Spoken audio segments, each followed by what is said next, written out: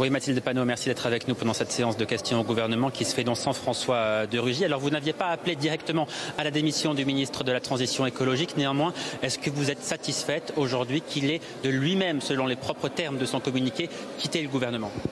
Bon, c'est une bonne nouvelle parce que quand même François de Rugy était le ministre de l'inaction écologique et qui est une inaction qui est aujourd'hui criminelle et je pense qu'il faut le dire très franchement, c'est la question de la survie de l'humanité qui est en jeu.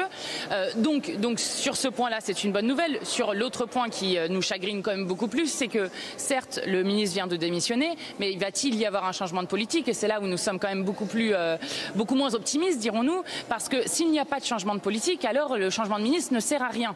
Parce que François de Rugy a été d'une indécence et d'une arrogance extrêmement forte qui a choqué des millions de Français et de Françaises dans notre pays, notamment parce que c'est ce gouvernement qui demande à nos concitoyens et concitoyennes de se serrer la ceinture constamment et que de voir de l'autre côté un ministre qui utilise de l'argent du peuple pour faire des dîners privés est extrêmement choquant. Mais la question de la personne de M. de Rugy, au vu des enjeux écologiques, est une question extrêmement minime. La question n'est pas la question de la personne, la question est la question de la politique qui va être menée. Et vous le savez sûrement, dans l'hémicycle demain, nous allons faire la ratification du CETA, donc ce traité de libre-échange Union européenne-Canada.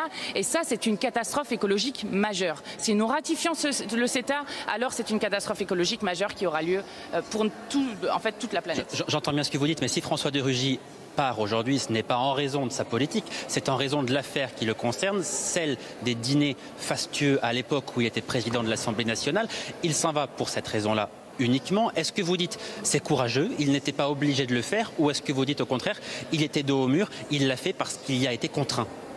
Il l'a fait parce qu'il a été contraint, notamment par les révélations qui ont été faites par la presse. C'est une évidence absolue. François de Rugy était extrêmement content d'avoir gagné sa guerre de place pour être ministre, parce que finalement, c'est ça qu'a fait la girouette François de Rugy lorsqu'on regarde un peu l'histoire de ce personnage qui disait tout il y a 3 ans et son contraire aujourd'hui lorsqu'il était au gouvernement. Donc il a été contraint de le faire.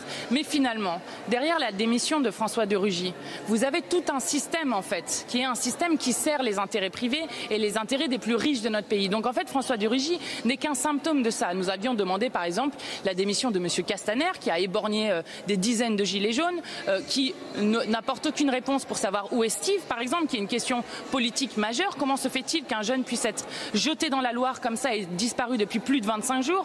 Nous le disons. Alors pourquoi ne fait-on pas, par exemple, démissionner Madame Buzyn, alors que 181 services d'urgence sont en grève et qu'elle met en danger à la fois les soignants et les patients? Donc finalement, il faut une rupture plus forte que François de Rugy. C'est ça que nous sommes en train de dire. Il faut arrêter avec cette 5e République qui, concrètement, ne sert les intérêts que des lobbies et des plus riches de notre pays et avoir enfin une politique pour l'intérêt général. Et c'est ça que nous demandons qui va bien au-delà de la personne de M. de Rugy.